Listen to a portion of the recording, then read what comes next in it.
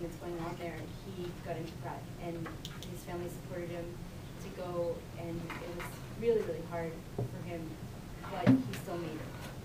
And I don't know any of your situations, but knowing what he came from, I think it's amazing that he's there and he's thriving, but also it just goes to show that you can get there. And there's people that will help you,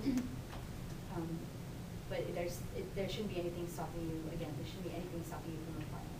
I lived in the East Coast for 3 years in Philly. What did you think of your first winter? I'm so excited to be living in Rome when the winter comes, because there in January and February it's like, well, already the sun goes down at like 4, so that gets you depressed, and then like I would go to school sometimes, wake up so early the sun wouldn't be out, and then I would come out of my classes and it would be darker, so I would have some days with no light.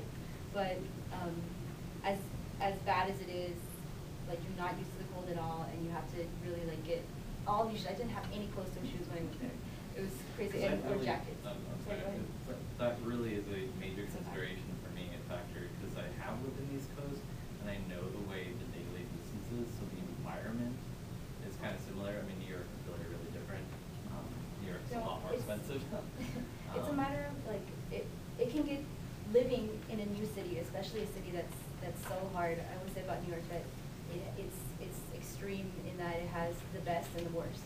And I've encountered some of the worst things there. When I was first there, I didn't really have anybody, kind of like a circle or like a group to hang out with, except for Martin, and it would just be really lonely and homesick.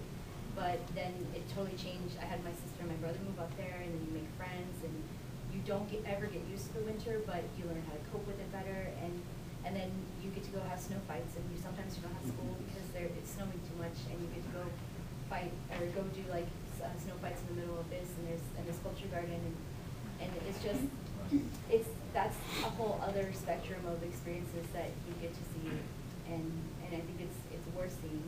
That's one of the reasons why I probably would move away from Brooklyn, although I don't see myself doing that really. But it's just it's a hard weather to adjust to, but the summers are so amazingly beautiful right now. The fall is like I just want to take a picture of all the time because it's like nothing you've ever seen. And on that same note, I love and miss San Antonio exponentially. Every time I go back and forth, it makes me love home even more. And it's probably because I don't have to spend so much time here, but it's such a great experience if you can do it. And I get to come home more often than other people. I mean, it doesn't mean to come home so much, but there's when you have a vacation and you can't come home, you are on vacation in New York City. So it's not a big deal. Does anybody have any questions about applying? Like I can be pretty candid about like I told you guys before, like my.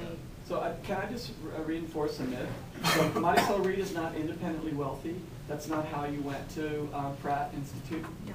No? My parents helped me with the $5,000 and my living situation, which I share a 1-bedroom with my brother and my sister. But that's because they wouldn't leave. But you can find so you might have to live in Bedside, where like babies run, but and it's sometimes dangerous. It's a neighborhood, the neighboring neighborhood, or you can live in a tiny room, and it's just all about like we didn't get to have a college experience in terms of like living in a dorm. So you can live in the dorm, that can be fun, it can be really bad.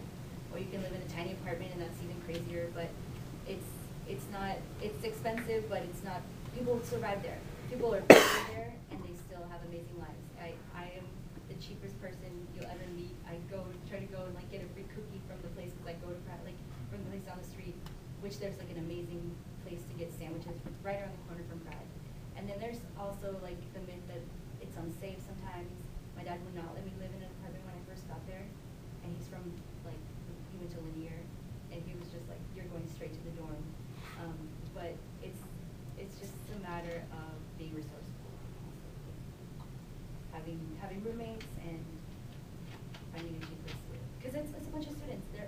The whole community is just a bunch of artsy students. There's a lot of kind of hipster people, and they live in like, I know some guy who lives in a loft space. So they called it, the realtor called it, and it's like it's probably 7 or 6 feet tall, and you just have to crouch around, and yeah. But he lives in Williamsburg. Yeah. Manny, you had a question? Manny, did you have a question? No? Oh, Gustavo.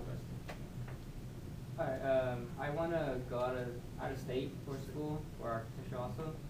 Like, I love Texas, but I want to travel also.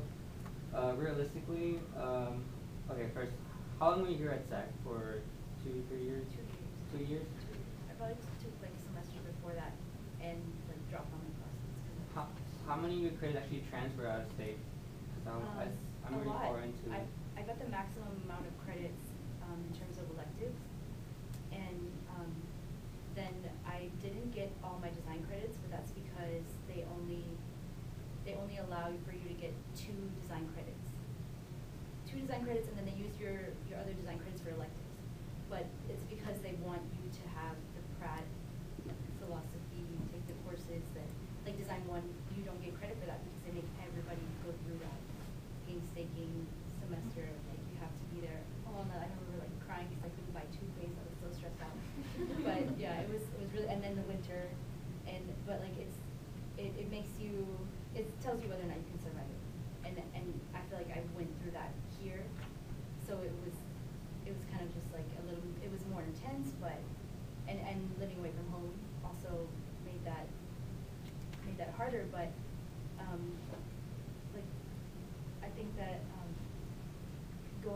going there first year, you realize that SAC is such an amazing school because even they recognize it, and they every time I would talk to the dean, he'd be like, "Oh, what school did you go to, and where is that?"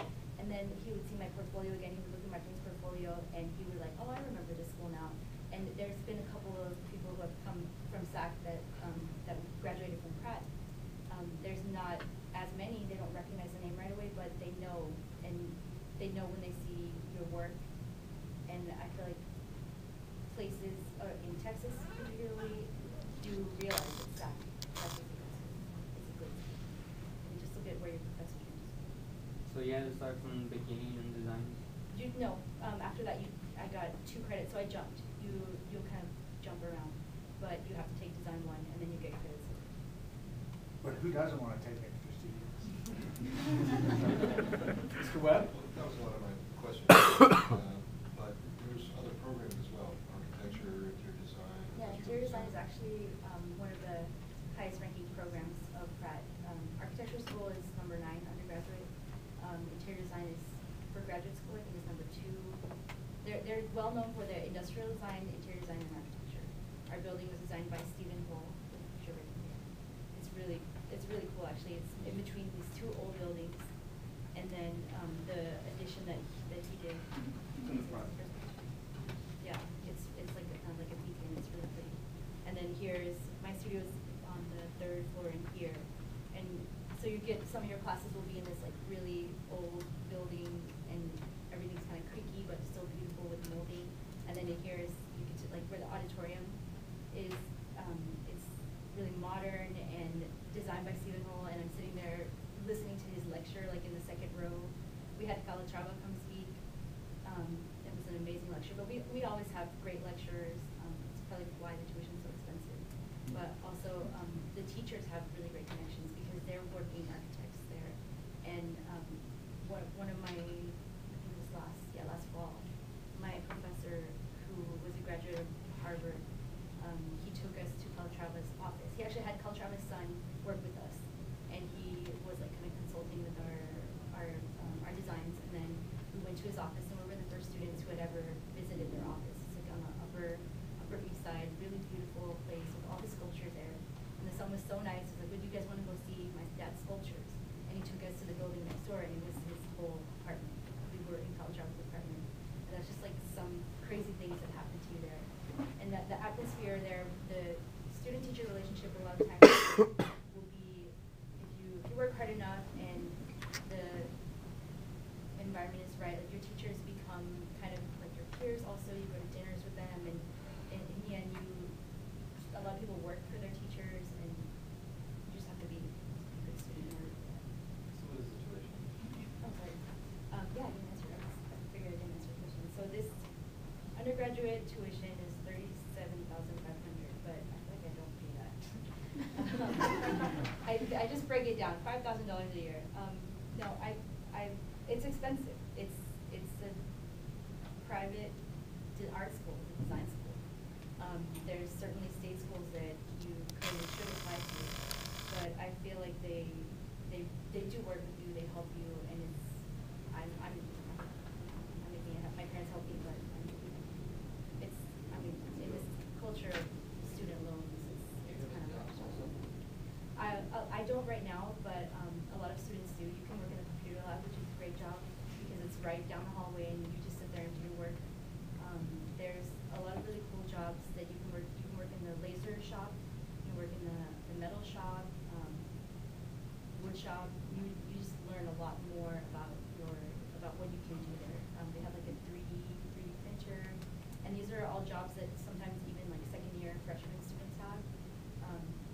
And then when it's finals and everyone's going crazy trying to like do laser cutting at 3 a.m., you get priority. So I would recommend doing one of those jobs. Right now I don't. It's hard. First year you could not have a job. A lot of students that I go to school with right now, or in my studio, they do have jobs. I don't know. I think so. I mean, I don't have a job at school, but I do nanny. I would recommend getting a job at school because you can stay there, you can get your work done, you can go back and forth between classes. So, But it is. Industrial design, do you know anyone that's taking the industrial design? That is the one thing I will say about the architecture school. We are a block away from the main campus, and I don't know any other students. It's pretty bad because we're just always in our building. We never really interact with some of the other students, but I know that it's kind of at the same level of intensity when you first get there, interior design and industrial design, but that the programs are well run. So the interesting thing that has come about with so many other speakers, alumni that have talked, is the rooting, the grounding that you have in hand drawing, but then the challenge of being immersed in all of a sudden technology and computer production, virtual and all the way. Can you talk about how that went with you? Yeah, it was really hard because first semester, the one thing I loved about it was that they make you take a representation course and you have to do drafting, a lot of drafting, but it's kind of like a project that we did that's Graphics too? Yeah, graphics too.